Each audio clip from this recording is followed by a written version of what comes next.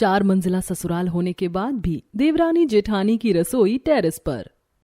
आज महेंद्र प्रताप जी अपने बेटों के साथ अपनी किराने की दुकान पर बैठे हुए कभी दीवार पर लगी घड़ी को देख रहे थे तो कभी बंद पंखे की तरफ और पानी के खाली मटके की तरफ देखकर सोच रहे थे।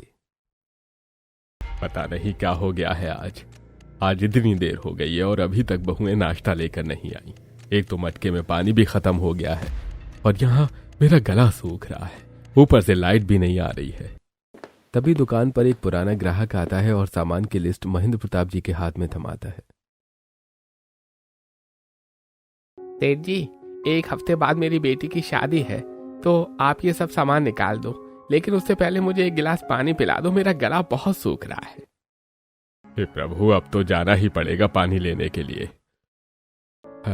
आप बस 2 मिनट रुकिए, मैं अभी आपके लिए पानी लेकर आता हूँ। रामू, तब तक साहब का सामान निकाल। महेंद्र प्रताप जी हांफते हुए 4 मंजिला सीढ़ियां चढ़ते हैं और अपनी छत पर पहुंचते हैं, जहां उनका एक बहुत बड़ा रसोई घर बना हुआ था, जो आधा खुला हुआ था और आधे हिस्से के ऊपर टीन शेड लगी हुई थी। साथ ही में भंडार घर, वाटर प्यूरिफायर, एक मटका और पानी की टंकी लगी हुई थी। लेकिन 4 मंजिला घर होते हुए आखिर महेंद्र प्रताप जी ने अपनी रसोई को छत पर क्यों बना रखा था, ये जानने के लिए तो आपको कहानी पूरी देखनी होगी।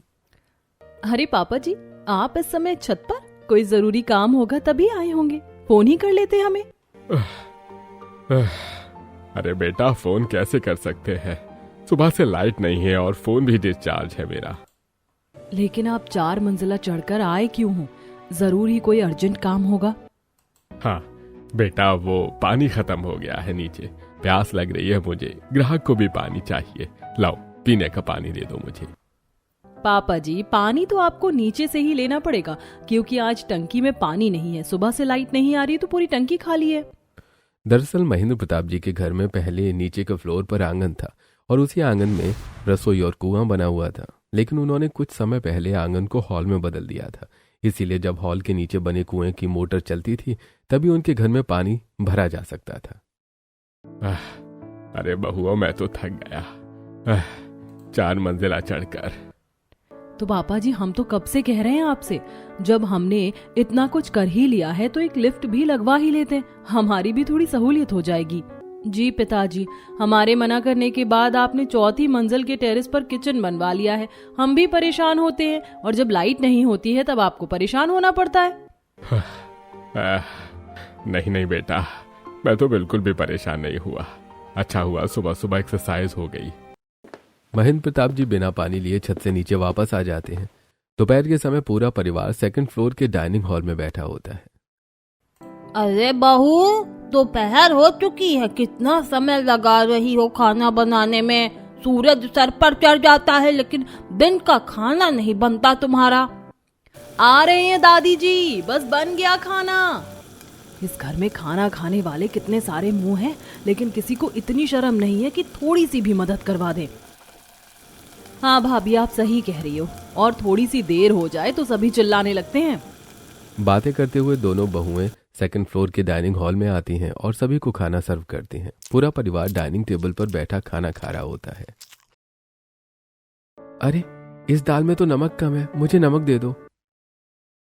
आज ये कैसी फीकी खीर बना दिया, मुझे थोड़ी सी चीनी दो।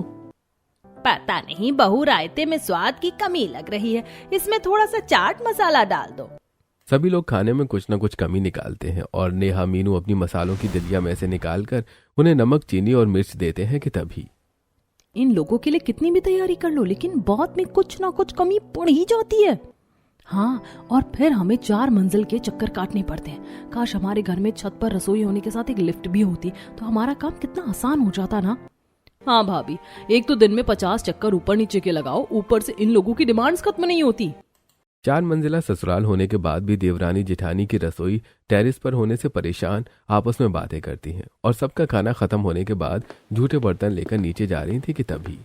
अरे बहुओं, ये झूठे बर्तन लेकर नीचे कहाँ जा रही हो? हाँ बहू, ये बर्तन साफ करने के लिए नीचे क्यों जा रही हो? अरे मैं तो भूल ही गई थी कि अब हमारा किचन 4 मंजिला छत के ऊपर है, सारे बर्तन लेकर ऊपर ही जाना पड़ेगा। हाँ, अरे अभी बर्तन लेकर जाएंगे, फिर पानी लेकर छत पर जाना पड़ेगा, कितना मुश्किल काम है ये हमारे लिए। अरे बहू, अभी तुम्हारा जवान खून है, मजबूत हड्डियां हैं, इतने से घबरा रही हो? मैं तो अपने जमाने में पहाड़ चढ़ जाया करती थी तुम्हारे दादा ससुर के साथ, लेकिन मजाल है जो एक भी शिकायत की हो कभी। हाँ, क्योंकि पहाड़ चढ़ना आपकी मजबूरी थी, लेकिन हमारी क्या मजबूरी है? आज सब कुछ होते हुए भी हमें फालतू की मेहनत करनी पड़ रही है। ऐसा कहकर दोनों बहुएं चौथी मंजिल पर बर्तन लेकर चली जाती हैं। दरअसल हमेशा से सिंघानिया हाउस ऐसा नहीं था। पहले इस घर में नीचे ही आंगन में कुआं और किचन हुआ करता था। सब कुछ पास पास था तो काम भी आसान होता था। लेकिन जब नई बिल्डिंग बनी उसके बाद से ही ये सारी परेशानियां शुरू हो गई। दोनों बहुएं छत पर बर्तन धोते हुए अपनी परेशानियां बांट रही थी। भाभी, ये लोग इतना पैसा कमाते फिर भी एक लिफ्ट नहीं लगवा सकते। खुद इन्हें बार बार चक्कर लगाने पड़ेंगे, तब पता चलेगा कि परेशानी क्या होती है। हाँ, अभी तो हम परेशान हो रहे हैं, इन्हें हमारी परेशानी से क्या लेना देना। चलो जल्दी जल्दी काम खत्म कर लेते हैं, फिर रात के खाने की भी तैयारी करनी है। शाम के समय टेरेस पर बनी आधी खुली रसोई में तेज हवा चल रही थी। दोनों देवरानी जेठानी थकी हुई रात का खाना बनाने की तैयारी करना शुरू करती हैं। रसोई में कभी धूल उड़कर आ रही थी, कभी ठंडी हवा चल रही थी, लेकिन उनके हाथ तेजी से चल रहे थे। नेहा, जल्दी जल्दी करो, अगर खाना बनाने में जरा भी देर हुई तो इन लोगों की शिकायतें शुरू हो जाएंगी। हाँ भाभी, लेकिन खाना तो तब बनेगा ना जब आटा होगा। देखो जरा, डब्बे में आटा तो बिल्कुल खत्म ही हो गया है। अरे कल तो हमने चक्की में आटा पिसवाने के लिए गेहूं दिया था, पिस गया क्या? हाँ भाभी, मैंने तो जेठ जी से कहा था कि आटा नीचे रखा हुआ है। अरे तो उनको बोल देती ना कि ऊपर लाकर रख देते। अरे भाभी, आप जानती तो हो इस घर का कोई भी मर्द जरा सा भी काम नहीं कर पाता। अगर उनसे गैस बंद करने को भी कह दो तो उनकी मर्दानगी जाग जाती है। हाँ नेहा, पता नहीं किचन में आकर जरा सा हाथ लगा देंगे तो उनकी मर्दानगी को किसकी नजर लग जाएगी। चलो अब हम दोनों को ही जाना पड़ेगा। दोनों देवरानी जेठानी अपना काम छोड़कर आटा चढ़ाने के लिए ग्राउंड फ्लोर पर जाती हैं। घर के सभी लोग दूसरी मंजिल पर आराम से टीवी देख रहे थे और नेहा मीनू आटा लाद कर ऊपर ला रही थी। सभी उन्हें देखते हैं लेकिन कोई मदद करने नहीं आता। तभी बहू, आज भी लगता है दोपहर के खाने की तरह रात का खाना भी देर से नसीब होगा हमें। हाँ दादी, आज डिनर बनाने में थोड़ा टाइम लग रहा है। नेहा की बात सुनते ही सब एक दूसरे की तरफ देखने लगते हैं। तभी बहू, तुम अपनी ननद से बोल दो, हाथ बटा देगी तुम्हारा। लेकिन भाभी, मुझे तो खाना बनाना आता ही नहीं है। जब किसी को मदद नहीं करनी है तो फिर शिकायत भी मत किया करो। मजबूरी में दोनों बहुएं छत पर रसोई में जाकर चुपचाप फिर से काम में लग जाती हैं। आटा गूंथते हुए मीनू की कलाई दर्द करने लगती है और खुली छत की वजह से ठंडी हवा लगती है। ये टेरेस पर खाना बनाना कितना मुश्किल है ना। कभी हवा से मिट्टी आ जाती है, कभी कोई पक्षी। हाँ भाभी, लेकिन क्या करें, हमारी मजबूरी है। बातें करते हुए दोनों रात का खाना बनाकर तैयार करती हैं और सारे बर्तन उठाकर सेकंड फ्लोर के डाइनिंग एरिया में ले जाती हैं, जहां सब पहले से ही खाने के इंतजार में बैठे होते हैं। जल्दी से खाना दो, हमें भूख लगी है। भाभी, मुझे सबसे पहले एक गिलास पानी देना, प्यास लगी है। और भाभी, मेरे लिए थोड़ी दही लेकर आओ, मुझे ये सब्जी अच्छी नहीं लग रही है। दोनों बहुएं बेमन से जल्दी जल्दी घर वालों की सारी डिमांड पूरी करती हैं। तभी बहू, लगता है आज तूने रोटी बनाने से पहले आटे में लोच नहीं दिया। मुझसे तो ये रोटी नहीं चबाई जाएगी। एक काम करो, मेरे लिए दलिया बना लाओ। ठीक है दादी जी, मैं अभी बना लाती हूँ। दादाजी की बात सुनकर मीनू छत पर फिर से दलिया बनाने के लिए जाती है। उसके जाने के बाद बहू, मीनू को फोन करके बोल दे कि मेरे दलिया में नमक कम डाले। लेकिन दादी जी, भाभी का फोन तो नीचे ही रखा है, मैं जाकर ही बोल देती हूँ। ऐसा कहकर नेहा छत पर जाती है और हम चाहे कितनी कोशिश कर लें, लेकिन इन लोगों को खुश करना मुमकिन ही नहीं है। हाँ भाभी, कभी नमक कम है, कभी ज्यादा है, कभी मिर्च कम लगती है तो कभी ज्यादा लगती है। ये लोग हमें परेशान करने का कोई ना कोई नया तरीका ढूंढ ही लेते हैं। लेकिन अब तो बहुत हो गया, अब तो घर वालों से बात करनी पड़ेगी। हाँ भाभी, लेकिन पहले सबको खाना खिला देते हैं। दोनों बहुएं ऐसा कहकर सभी लोगों को खाना खिलाती हैं और सब लोग खाना खाकर छत पर आकर बैठ जाते हैं। नेहा मीनू उसी आधी खुली टेरेस वाली रसोई में सफाई कर रही होती हैं, जिसमें हवा के साथ साथ धूल उड़कर आती है। तभी देखो जरा इन लोगों को, अगर किसी काम की बोलो तो ये छत पर आ नहीं सकते, और देखो खाना खाकर कैसे टेरेस पर आराम से बैठे हैं। हाँ भाभी, आज तो इन लोगों से बात करनी ही पड़ेगी। मैं तो आज थक गई ऊपर चढ़ने में, कितनी थकान हो जाती है। मेरे तो पैर बहुत ज्यादा दर्द कर रहे हैं। दादी माँ, हम कई बार आपके बेटों से कह चुके हैं कि इस घर में लिफ्ट लगवा ली जाए, लेकिन हमारी बात कोई सुनता ही नहीं है। अरे बहू, लिफ्ट की जरूरत ही क्या है, अभी तो तुम्हारी हड्डियां और टांगे पूरी तरह मजबूत है। हाँ दादी जी, टांगे मजबूत हैं, लेकिन दिन में 50 बार ऊपर नीचे चढ़ने के बाद ही पता चलता है कि मजबूती कब कमजोरी में बदल जाती है। अरे बहू, इस उम्र में ज्यादा चलना फिरना अच्छा होता है, इससे शरीर फिट रहता है और एक्सरसाइज भी होती रहती है।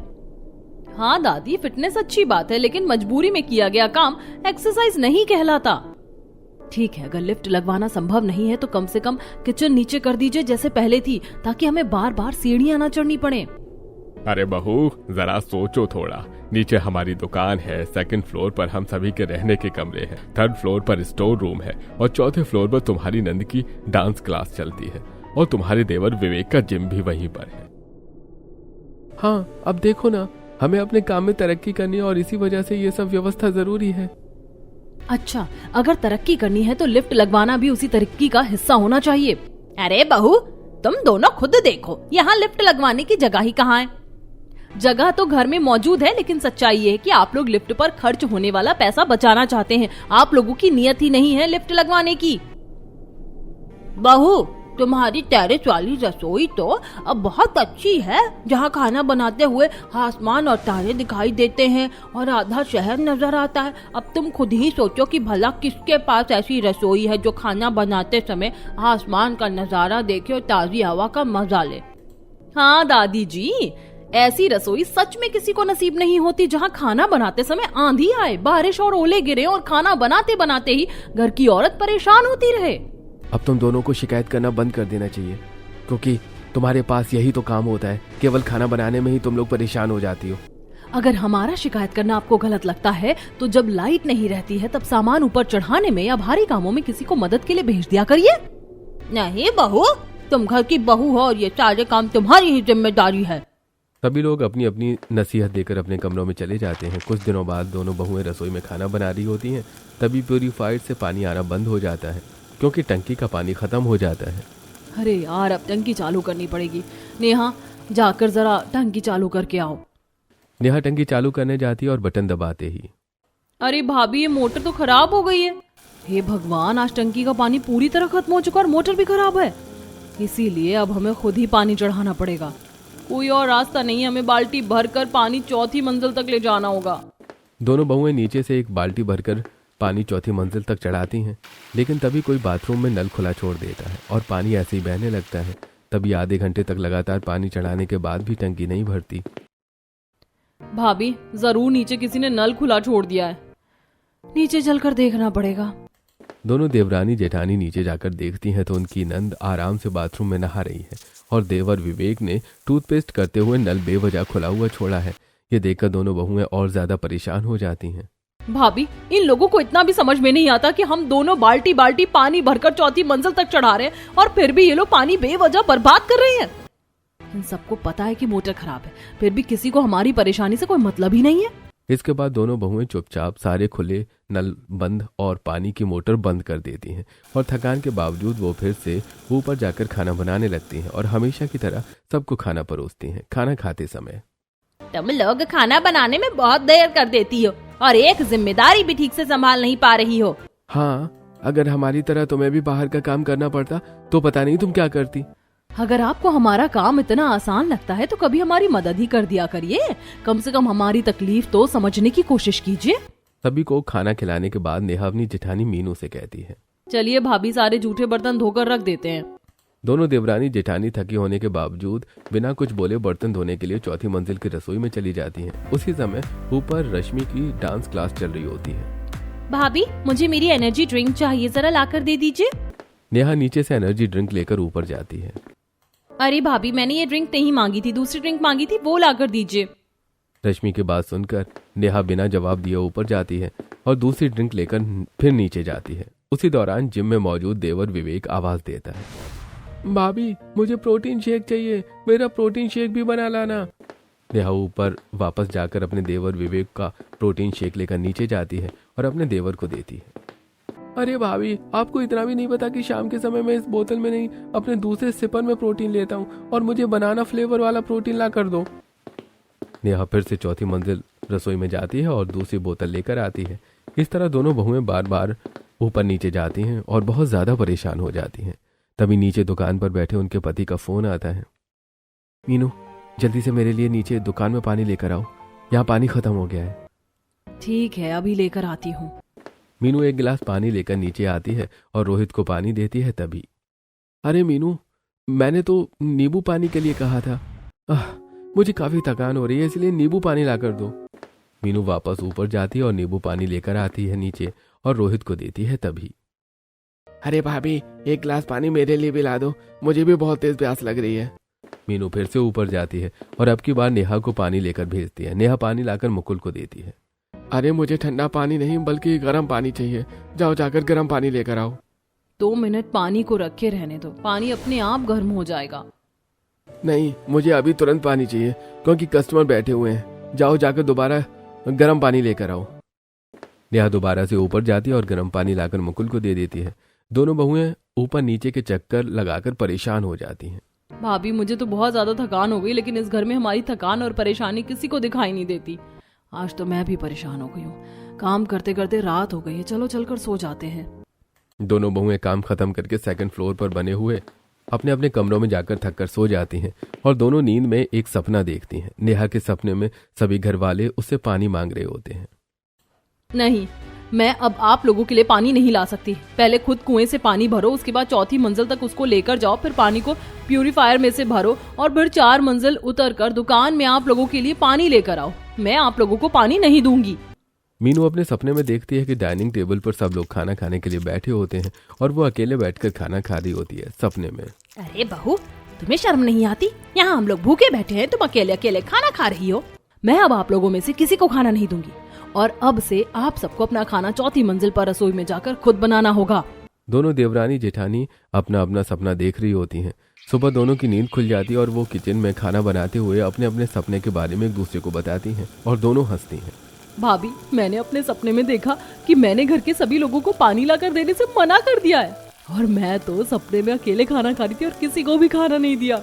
दोनों देवरानी जेठानी अपने अपने सपने के बारे में बताकर जोर जोर से हंसने लगती हैं। भाभी, हम लोगों को तो अब सपने भी रसोई से जुड़े आते हैं। हाँ यार, काश हमारा ये सपना सच हो जाए, घर के सभी लोग खुद अपना खाना बनाएं और खुद ही अपने आप पानी लेकर पिए। अगर मेरा सपना सच हो गया ना, मैं मंदिर में जाकर प्रसाद चढ़ाऊंगी और मैं तो माता रानी के ऊपर चुनरी चढ़ा कर आऊंगी और भगवान को नारियल भी चढ़ाऊंगी। दोनों देवरानी जेठानी हंसी मजाक करती हुई खाना बनाने में लग जाती हैं। तभी दुकान से रोहित का फोन आता है। मीनू, मेरे लिए दुकान में जरा एक गिलास पानी लेकर आओ। हाँ, अभी लेकर आती हूँ। मीनू पानी लेकर नीचे जा ही रही होती है कि तभी डाइनिंग हॉल वाले कमरे से उसकी नंद का फोन आता है। भाभी, मुझे भूख लग रही है, मेरे लिए नाश्ते में कुछ खाने के लिए मुझे नीचे दे जाओ। हाँ ठीक है, अभी लेकर आती हूँ। मीनू एक हाथ में पानी और एक हाथ में पोहे की प्लेट लेकर नीचे जा रही होती है और जाते समय सीढ़ियों पर उसका पैर फिसल जाता है। तभी नेहा उसे बचाने के लिए आगे बढ़ती है, लेकिन वो भी फिसल जाती है और इसी वजह से नेहा का हाथ टूट जाता है और मीनू का पैर टूट जाता है। उई माँ, मर गई, मेरा हाथ टूट गया। अरे राम रे, मेरा तो पैर टूट गया, आज तो जान निकल गई। राम रे। दोनों देवरानी जेठानी दर्द से चिल्लाने लगती हैं और उनकी आवाज सुनकर सभी घरवाले भागते हुए उनके पास आते हैं और उन्हें तुरंत सिविल हॉस्पिटल ले जाते हैं और एडमिट करते हैं। डॉक्टर तुरंत उनका इलाज करते हैं। देखिए महेंद्र प्रताप जी, आपकी दोनों बहुएं अब सीढ़ियां नहीं चढ़ सकती और ना ही भारी सामान उठा सकती हैं। इन्हें जब तक इनकी हड्डी नहीं जुड़ती तब तक बेड रेस्ट करना पड़ेगा। दोनों बहुएं अस्पताल में एक ही कमरे के पास आसपास बेड पर लेटी हुई होती हैं। नेहा के हाथ में प्लास्टर चढ़ा होता है और मीनू के पैर में प्लास्टर चढ़ा होता है। डॉक्टर की बात सुनकर दोनों देवरानी जेठानी एक दूसरे से कहती हैं, भाभी, लगता है हमारा सपना सच हो गया और हमारी मन्नत भी पूरी हो गई है। हाँ शायद, लेकिन अब ना तो हम मंदिर जा सकते हो, ना ही प्रसाद, नारियल और चुनरी चढ़ा सकते हैं। दोनों देवरानी जेठानी एक दूसरे की बात सुनकर हंसने लगते हैं। तभी उनके घर वाले परेशान हो जाते हैं। इन दोनों को तो काफी चोट लग गई है, अब चौथी मंजिल वाली रसोई में खाना कौन बनाएगा? मम्मी, मुझसे तो उम्मीद रखना मत, मैं खाना नहीं बना पाऊंगी। एक काम करो, कुछ समय के लिए नौकर रख लो। नौकर रखने की क्या जरूरत है, हम लोग मिलकर खुद सब काम संभाल लेंगे और आप लोग भी तो हमारे साथ हो, सभी मिलकर करेंगे तो हो जाएगा। इस उम्र में अब मुझसे तो काम होगा नहीं। चौथी मंजिल पर चढ़ना उतरना मेरे बस की बात नहीं है और ना ही तेरी ये माँ काम कर पाएगी। अरे आप लोग अकेले काम थोड़े ना करोगे, हम लोग है ना, हम लोग आपकी मदद करवाएंगे। इसके बाद कुछ दिनों तक घर के लोग मिलकर काम करते हैं। मुकुल और रोहित अपनी पत्नियों का ध्यान रखने के लिए अस्पताल में रुकते हैं और घर का ज्यादातर सारा काम बाकी घर वालों को करना पड़ता है। 1-2 दिन सभी मिलकर काम करते हैं और 2 दिन बाद अचानक टंकी की मोटर खराब हो जाती है। अरे रश्मि, विवेक, ये मोटर खराब हो गई। अब तुम लोगों को नीचे से ऊपर पानी लेकर आना पड़ेगा और टंकी को भरना पड़ेगा। मम्मी, मुझे परेशान मत करो, मैं इतने ऊपर नीचे के चक्कर नहीं लगा पाऊंगी। मम्मी, आप लोगों ने तो परेशान करके रख दिया है, बार बार ऊपर नीचे के चक्कर लगाने पड़ रहे हैं। हमसे इतना काम नहीं होगा, खुद ही कर लो। बहू, मैंने भी सुबह से ऊपर नीचे के 4 बार चक्कर काट लिए हैं। अब मैं छत पर जाकर खाना नहीं बना सकती। छत पर जाकर तुझे ही खाना बनाना पड़ेगा। मैं भी परेशान हो गई हूँ, बार बार 4थी मंजिल से ऊपर नीचे खाना लाना पड़ता है। मैं बुढ़ापे में कितना काम करूंगी। उस दिन सभी लोग डाइनिंग टेबल पर खाना खाने के लिए बैठे होते हैं। अरे तुम लोग खड़े क्यों हो, जाकर खाना लेकर आओ, सभी को भूख लग रही है। कविता जी, सबको खाना दो। आज घर में खाना नहीं बना क्योंकि टंकी खराब हो गई थी और कोई भी कुएं में से पानी भरकर लाने को तैयार नहीं था, और इस उम्र में 4 मंजिल पानी लेकर जाना हमारे बस का नहीं है। मैं तो 1 महीने में ऊपर नीचे के चक्कर लगाकर परेशान हो गई हूँ, ऊपर से तुम सबकी फरमाइश खत्म नहीं होती। हाँ, सच में 4थी मंजिल पर जाकर आंधी तूफान, पक्षियों और बंदरों के बीच खाना बनाना सच में बहुत मुश्किल काम है। हाँ, ऊपर नीचे पानी लेकर आने जाने में मेरा तो वजन कम हो गया है। ना तो मैं अपनी डांस क्लास कर पा रही हूँ और ना ही ये विवेक अपना जिम। हाँ, सही कहा। हम अपनी बहू को कितना परेशान करते थे और जब बहुएं हमसे कहती थी तो हमें वो मजाक लगता था। सभी घर वालों को एहसास होता है कि घर का काम कितना थकाने वाला और मुश्किल भरा है, और पैसा बचाने के चक्कर में उन्होंने बहुओं की तकलीफ को नजरअंदाज किया। तभी अब ये मेरा आखिरी फैसला है कि या तो घर में लिफ्ट लगाई जाएगी या फिर रसोई पहले की तरह नीचे शिफ्ट की जाएगी। देखो, पहले की तरह रसोई नीचे जाना बिल्कुल इम्पॉसिबल है, क्योंकि दुकान इतनी बड़ी हो चुकी है कि नीचे अब जगह ही नहीं बची है। जो थोड़ी सी जगह बची है वो भी सिर्फ इसलिए छोड़ी है क्योंकि वहाँ कुआं है। तो अगर घर के सभी लोगों को खाना खाना है तो या तो बाहर से खाना मंगवाइए या फिर लिफ्ट लगवाइए, क्योंकि अब हमारी हड्डियां और सहन नहीं कर सकती। हाँ, क्योंकि जितना पैसा आप लिफ्ट ना लगवाने के चक्कर में बचा रहे हैं उससे कहीं ज्यादा खर्च आपको हमारे घुटनों का ऑपरेशन करवाने में करना पड़ेगा। वैसे भी लिफ्ट ना होने की वजह से ही बहुओं के साथ ये हादसा हुआ है और उसका खर्चा पहले से ही चल रहा है। ठीक है, अगर तुम्हें काम नहीं करना है तो रहने दो, हम खुद सारा काम कर लेंगे। इसके बाद कुछ दिनों तक घर के सभी मर्द खुद पानी ढोते हैं, रसोई का सामान ऊपर नीचे ले जाते हैं और सारा काम खुद करने की कोशिश करते हैं। कुछ ही दिनों में सब पूरी तरह थक जाते हैं। पानी ढोना, सामान ले जाना और सीढ़ियाँ चढ़ना उनके लिए मुश्किल हो जाता है।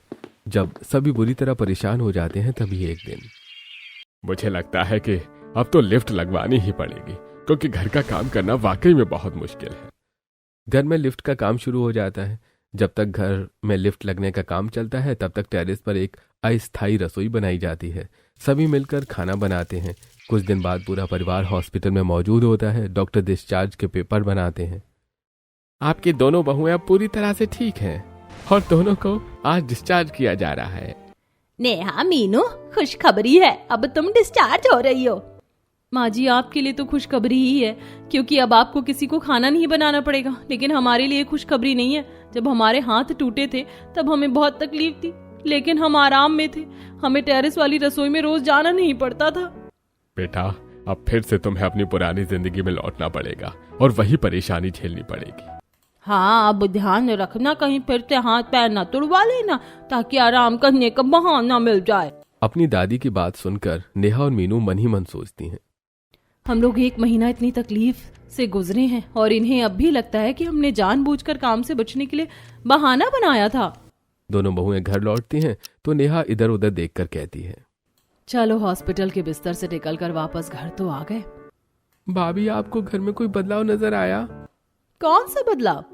हाँ बहू, जब तक तुम कहती रही हमने बात नहीं मानी, लेकिन जब हमें खुद ये सब काम करना पड़ा तब हमें समझ आया कि तुम्हारी तकलीफ कितनी बड़ी थी।